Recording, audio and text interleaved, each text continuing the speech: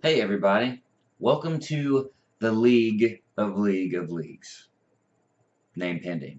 I'm your Commissioner Stephen Pierce, and I'm making this presentation for you because this league is pretty unique, and personally I've never been in a Dynasty League. I'm not sure if many of you guys have been, and I know from the walls of text that I've been sending you guys, there's a lot to take in, so I'm going to try to make this as easy to visualize as possible.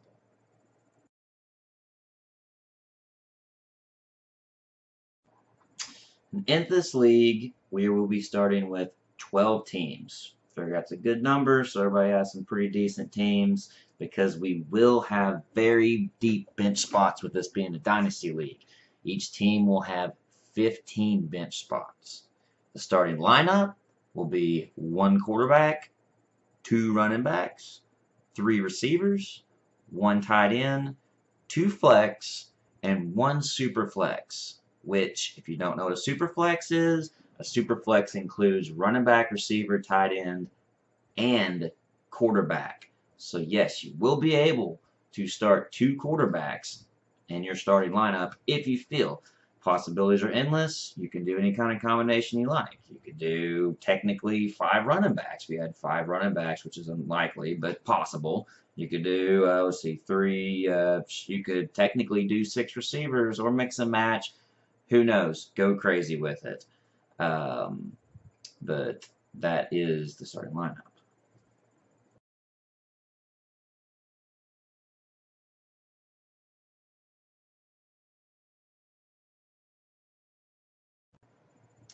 Now, most of the scoring in this league is pretty typical across the board that you'd see in most of your average leagues. However, there are some noticeable differences that will make an impact on how you may build your teams. First and foremost, touchdowns, rushing and receiving touchdowns by running backs, receivers, your typical 6 points. However, more often than not, quarterback touchdowns are 4 points in this league. They are 6 points. So there's a slight boost to quarterback. Which the interceptions are -2 points. And then there's also a bonus point for any touchdowns, rushing, receiving, or passing that are 40 yards or more. You get a full 1 point extra bonus point to any long touchdowns. And then you have 0.5 PPR, pretty basic, except we're also adding first downs, which will account for another half point for running backs and receivers. But tight ends will receive 1 point instead of 0.5 points for any first down catches. So if a running back, or let's just say a receiver catches the ball for a first down, that's half a point for PPR, half a point for first down, 1 point plus yardage.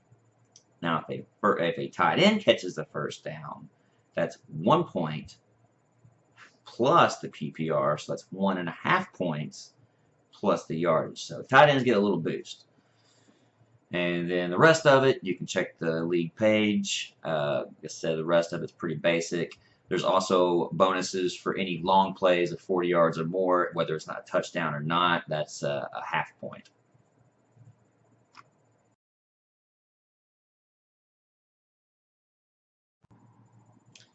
Entry fee wise, it is now $50 to enter this fee.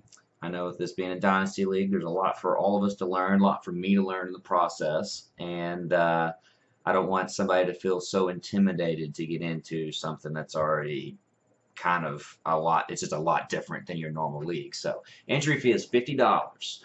First place winner, he will get $250. Second place, $125. Third place, $75. Fourth place, you get your money back at $50.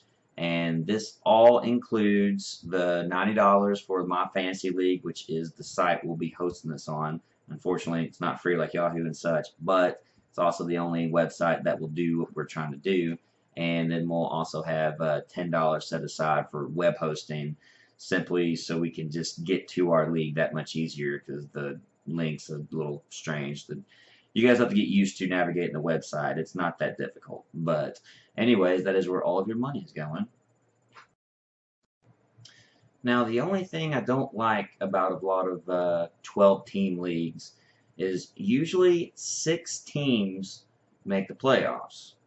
Personally, I think that's a little too much. I don't think it should be 50% hit rate of the league goes into the playoffs, because then it's just a battle of the above average. So I've discovered an interesting idea that 5 teams will make the playoffs in this league. So this is how it's going to work. There's going to be 3 divisions in our 12-team league. The 3 division winners earn a bye week on the first week of the playoffs. So in the first week of the playoffs, the only actual playoff the only wild card, reset myself. The only playoff match in the first week of the playoffs, which would be week 14, is a wild card matchup. And that's going to be the 2 top teams that didn't win their divisions. They will battle it out for that last spot in the playoffs. And then the playoffs will resume that next week on week 15, where the wild card spot will face off with the number 1 seed. The 2 and 3 seeds will face each other. And then we come together in week 16 for the finals. Typical. Basic. But 4 teams that did make the playoffs, including the team that didn't make the wild card spot, that lost in the wild card, those 4 teams will be entering a consolation pool that the team with the most points combined between week 15 and week 16, they will win the consolation bracket, which comes with a very valuable first round rookie pick, which is the 13th pick of our 12 teams. So more or less, it's an extra first round pick of the rookie draft. So still pretty important, at least with your team moving forward. Which brings me to the crazy part about our league. This brings me to the draft. The year 1 auction draft will be the most important draft of the entire league, because the year 1 auction draft is what we would be doing probably within the next week, whenever we get enough people on board. This is where we acquire all the players for our teams, where everybody starts with a completely blank slate. Now we're doing an auction draft since we have a salary cap for each team, which I'll get to that later. And this auction draft, whatever a player bids and acquires and wins the auction for that player for, say you spend, I don't know, $200 on Antonio Brown in the year 1 auction draft. Well, now you pay Antonio Brown $200 out of your your salary cap. So this auction draft assigns player values, because we don't have anything to work with yet, and it includes every single player. Along with it also being an auction, depending on how much you want to particularly want to pay for a player, every single team has a shot at every single player. Now, hypothetically, could somebody end up with Le'Veon Bell and Ezekiel Elliott? Yeah, they could. However, you'll probably take up almost half of your cap space for your entire team if you do that. So I would advise that you didn't do that. But, do as you will. Just don't screw yourself over for the coming years, much less this year. Because if you have both those guys, well, now you got to spend half your salary for the rest of your roster. So it probably won't work out. But, hey, do as you will.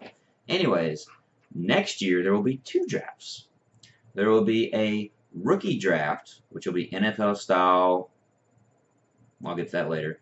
And then an auction draft again, but this time for all the free agents.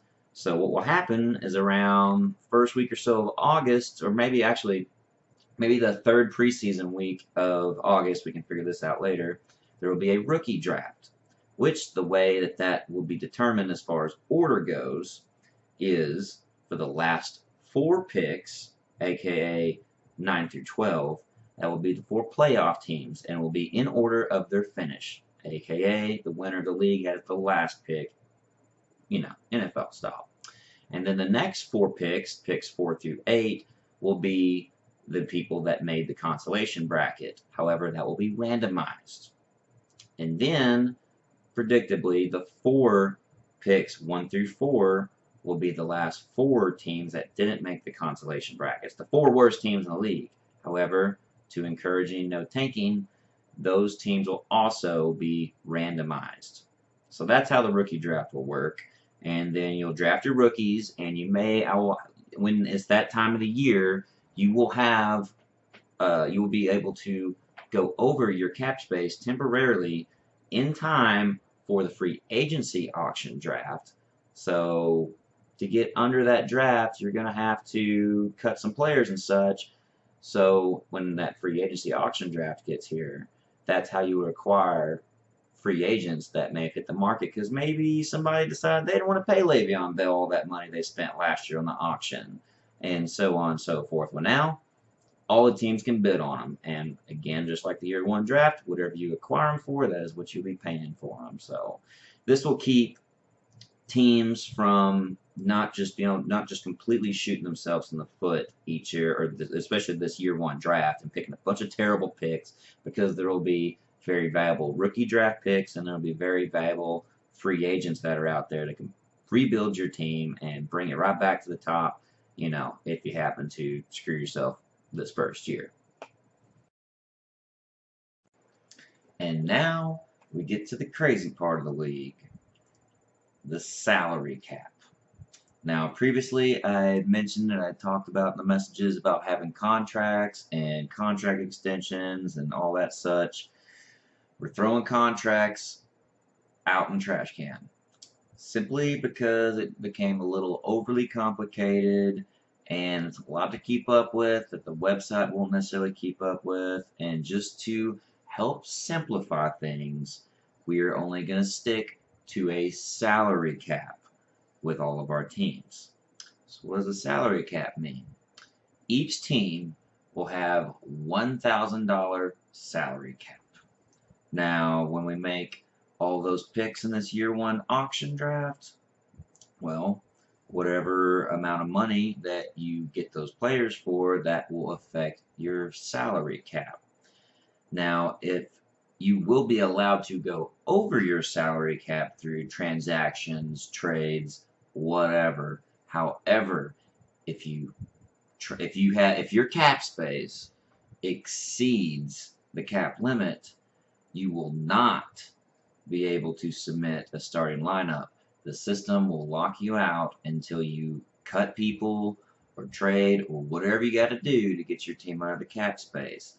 And once they're under your cap, $1,000, then you will be able to submit a starting lineup. So, how do we keep this in check to ensure that people just don't keep the exact same teams per year?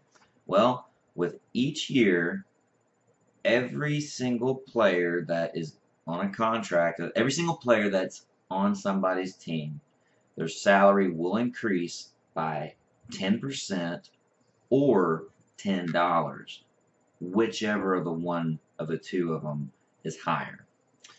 Now, for example, say you have Le'Veon Bell. Le'Veon Bell cost you $185 this year because that was your winning bid in the year one auction draft. So he counts $185 against your salary cap. Next year rolls around and 10% is added to that 185, which brings that up to 203.5. Now, in this league or whatever, with our finances, we round up to the next dollar. So Le'Veon Bell costs $185 this year, but with a 10% increase, he would count 204 next year. Now, say you have a cheaper player like Alfred Morris or whoever, and say this year he cost you $8. Well, if you decide that you want to keep him on your roster next year, 10% of that $8 is only 8.8. So at that point, that's when the $10 will kick in instead of the 10% increase. So instead of $8, next year you will pay $18 for Alfred Morris. Or, if you want, you can cut him. And that's how we have all kinds of players for the free auction, the free agency auction. Sorry, I just got back from work, so I'm a little rusty. But when the rookie draft comes around, before the rookie draft, you will be okay. Sorry. When the rookie draft comes around, there's a lot of information. When the rookie draft comes along, those players will have assigned values, which it all varies from $60 for the first few picks all the way down to $20 for the third round picks. It's on the slide. You can check it out. I don't need to go over all that. But that's some of the basic stuff of the salary cap. So let's talk salary cap penalties. Every team will have 3 injury reserve spots. Now, if you move one of your players to the injury reserve, only half of his salary will count against your cap. So, say you have, I don't know, Tom Brady for $100. Well, he gets injured and he's out for the year. I mean, you would probably be dumb to drop the guy, but you can move him to injury reserve, and you only pay $50 for him for the rest of the year. So that gives a little bit of alleviation if you get a major injury or whatnot. Now, there is one thing that's of note that may be, at first I didn't agree with it, and the more I thought about it and saw scenarios where it could help, I think it could be a good idea because this is a Dynasty League. Normally, you'd only be able to move players that had the designation as injury reserve to injury reserve. In this league, if they are doubtful, injury reserve, out, or even questionable, you can move them to the injury reserve. What this allows is, which you should be able to plug and play a player from our deep benches anyways, but I see no need, if you have a loaded roster, to be forced to drop a valuable player just to get a 1-week rental to help an injury out. So this helps protect against that. Now, however, if you have a player that's questionable or out or whatever, and you have them on their injury reserve, and then their status changes to active or normal or whatever, your lineup will then, or at least, sorry, your team will then be listed as invalid until you move him back into the regular roster. And when that designation is on your team that you have a player that is not IR eligible because they are ready to play, you will not be able to submit a lineup. The system will lock you out. So, also, when you decide to cut a player, you will be charged 40% of his salary for the rest of the year, aka dead cap. Now, this does not carry over to the next year, but, you know, if this really makes you think whether or not you might want to see it out, this guy's, you know, that you drafted, maybe he's not doing so hot the first few weeks of the season, but you paid so much for him, and it might be better worth to hold on to him for a little bit. Now, however, 40% really isn't that bad outside of the top crazy Le'Veon Bell and Antonio Brown priced players. So I think 40% should be pretty fair, and it shouldn't hurt anybody all that much. Now, depending on how many moves you plan on making, which again, we do have 25 roster slots, that's 15 bench. The waiver wire is going to be very thin, so I don't think this is going to be a situation where you have to worry about that much. But if you do cut a player, you will be charged 40% of his salary for the rest of the year. And next up, we have taxi squads. I'm not sure why they're particularly called that, but a taxi squad is effectively a practice squad for your team. Each team has 4 taxi squad spots, and the only players eligible for those taxi squad spots are only rookies, and rookies who haven't been in a starting lineup yet. They can be on somebody's roster, but if they've ever been started before in the season, then they are not eligible for taxi squad. Now, one cool thing that's on the in a taxi squad is every player that's in your taxi squad, they do not count against the cap. They are free players. Now, however, to kind of balance this all out, you can steal other teams' taxi squad players. The way that works is the team that intends to steal that said player, they must announce publicly, whether we have that set up as a chat or the message board or whatever we decide on, they must publicly announce that they intend to steal whatever player it is from whoever's team it is. And they must do it at least 72 hours before that player's game starts. Now, you can block that steal. If the original owner takes that taxi squad player and promotes them to their starting lineup that week, then they block the steal, and then that player can no longer be stolen. Now, if that team is successful, the new team or whatever, is successful in stealing that player, they are also required to start that player that week as well. And also, if the steal is successful, the new owner must compensate the previous owner with a third-round rookie draft pick from this next year. Now, if they've already made a trade, then it just becomes their second-round pick. And if they've somehow pulled off 2 taxi squad thefts already, which that would be so rare, then it'll be a first.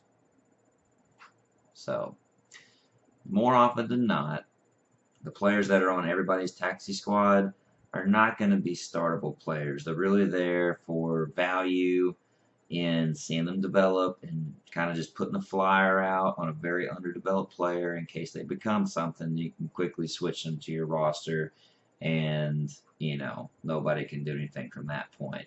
Most rookies that have good value, they're going to be on your roster, on your bench, as opposed to a taxi squad. But there could be a situation where, say, last year, maybe you had Mitch Trubisky, whatever his name is, on your taxi squad, and somebody had a quarterback go down, and they try to steal him away from you. Well, you would have to start Mitch Trubisky, little Bears guy. You'd have to start him that week to block that attempt. But anyways, that's how that works. And that pretty much should cover it all. One thing to note I meant to mention is that rookie draft picks are tradable. So if you got a badass running back like an Ezekiel Elliott, Barkley type of running back coming through next year, or a quarterback or whatever, maybe you could toss somebody a Jarvis Landry or something, maybe snatch a first-round rookie draft pick off of them. Who knows? That's up to you guys. Also, I meant to make a slide for the FAAB bidding for the waiver wire system.